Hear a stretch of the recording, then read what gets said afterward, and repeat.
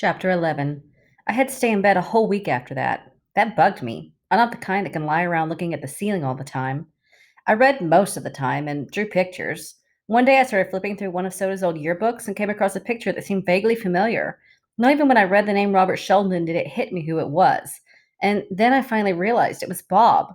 I took a real good long look at it. The picture didn't look a whole lot like the Bob I remembered, but nobody ever looks a lot like his picture in a yearbook anyway. He'd been a sophomore that year, and that would make him about 18 when he died. Yeah, he was good looking even then, with a grin that reminded me of Soda's, a kind of reckless grin. He'd been a handsome black haired boy with dark eyes, maybe brown like Soda's, maybe dark blue like the Shepherd boys. Maybe he'd had black eyes, like Johnny. I'd never given Bob much thought. I hadn't had time to think, but that day I wondered about him. What was he like? I knew he liked to pick fights and had the usual social belief that living on the West Side made you Mr. Super Tough, looked good in dark wine colored sweaters, and was proud of his rings. But what about the Bob Sheldon that Cherry Valance knew? She was a smart girl. She didn't like him just because he was good looking, sweet and friendly, stands out from the crowd. That's what she'd said. A real person, the best buddy a guy ever had, kept trying to make somebody stop him. Randy had told me that. Did he have a kid brother who idolized him? Maybe a big brother who kept bugging him not to be so wild.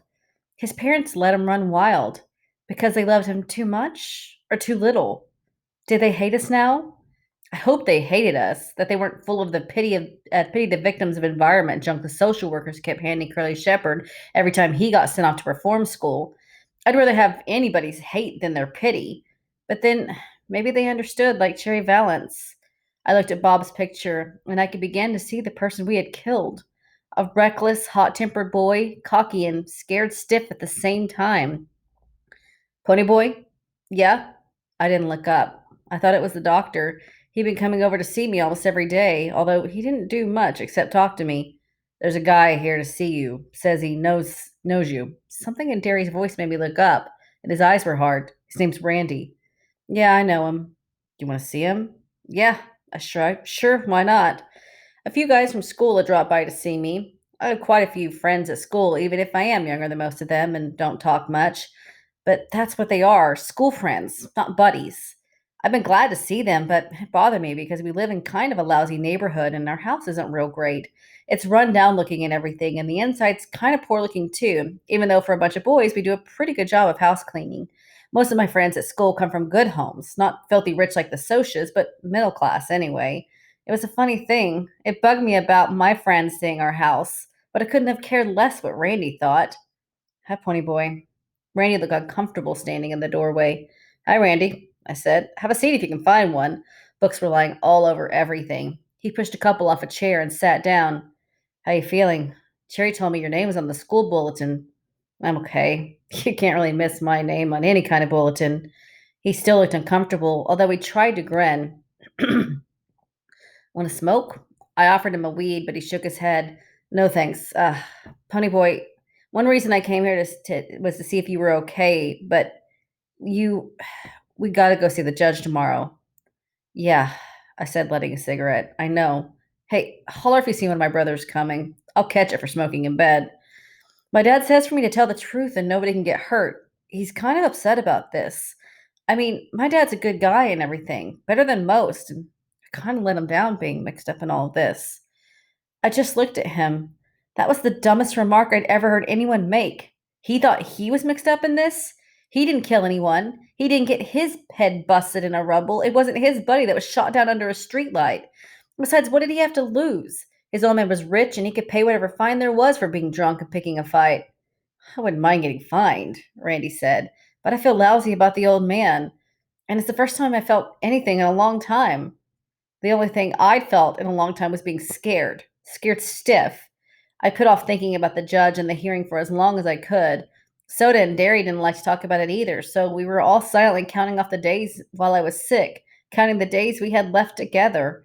But with Randy sticking solidly to the subject, it was impossible to think about anything else. My cigarette started trembling. I guess your folks feel kind of awful about it too. My parents are dead. I just live here with Derry and Soda, my brothers. I took a long drag on my cigarette. That's what's worrying me. If the judge decides Derry isn't a good guardian or something, I'm liable to get stuck in a home somewhere. That's the rotten part of this deal. Derry is a good guardian. He makes me study and he knows where I am and who I'm with all the time.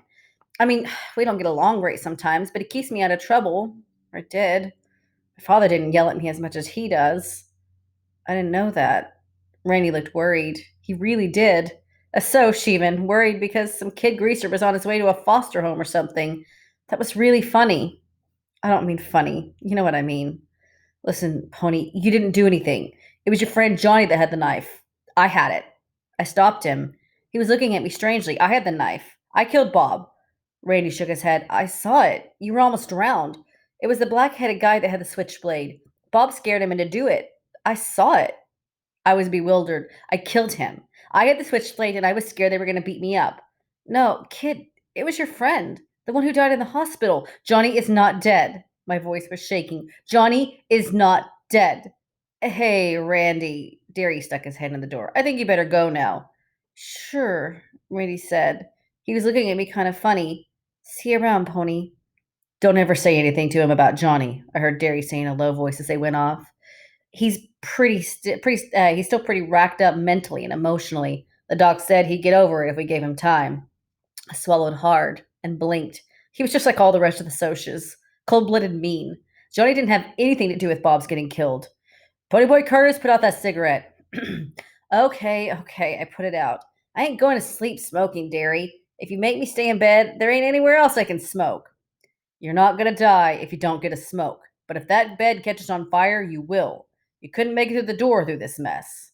Well, golly, I can't pick it up, and Soda doesn't, so I guess that leaves you. He was giving me one of those looks. All right, I said. That don't leave you. Maybe Soda'll straighten it up a little. Maybe you could be a little neater, huh, little buddy? He never called me that before. Soda was the only one he ever called little buddy. Sure, I said. I'll be more careful.